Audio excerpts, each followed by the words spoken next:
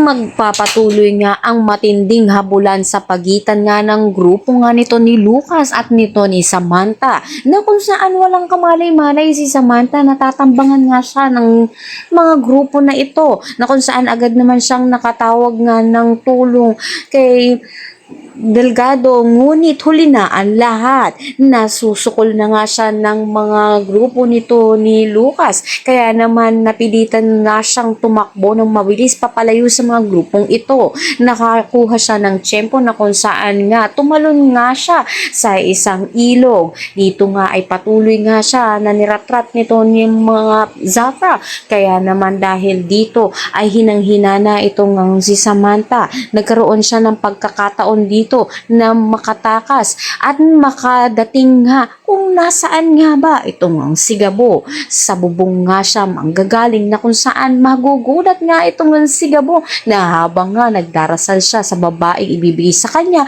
ay bigla nga nahulog itong si Samantha. Kaya naman pakatutukan nga natin dito ang nakakakilig na ganap at gugulantang kina Gabo. Ang lahat na yan abangan natin. Maraming salamat sa iyong panonood.